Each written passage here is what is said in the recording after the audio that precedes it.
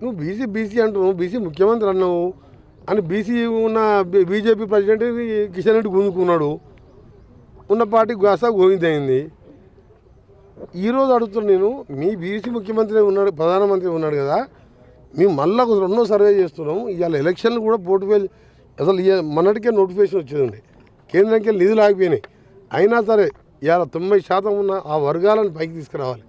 మా ముఖ్యమంత్రి గారు ఒక పెద్ద మాట చెప్పిండు, ఇందులో రాహుల్ గాంధీ చేసిన ఈ కులగణన విషయంలో నాకు వచ్చేసారి పదవి లాక్కున్నా సరే దీన్ని ఖచ్చితంగా అమలు చేస్తానని చెప్పడం పెద్ద మాట. అది అంటే మీరు అర్థం చేసుకోండి, సిట్టింగ్ ముఖ్యమంత్రి మళ్ళీసారి కూడా మా గవర్నమెంటే వస్తుంది కదా, మీ అందరికీ తెలుసు అది.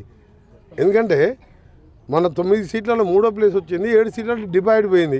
ఇంకా ఆ పార్టీ ఎక్కడిది? ఏదో మాట్లాడాలని పిల్లగాళ్ళు ఇద్దరు రోడ్డు మీద పడి తిరుగుతుంటారు, కేటీఆర్ హరీష్. ఆ పార్టీ వచ్చేది కాదు, సచ్చేది కాదు.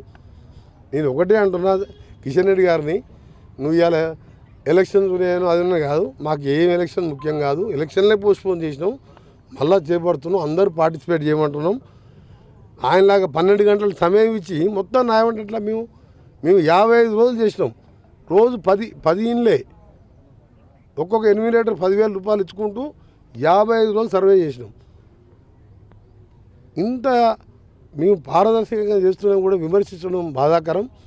ఏదేమైనా సరే ఈసారి ఈ కులగణనతో తప్పకుండా వచ్చే 10 రోజుల స్పెషల్ సెషన్ పెట్టి తప్పకుండా పార్లమెంట్ పంపుతాం.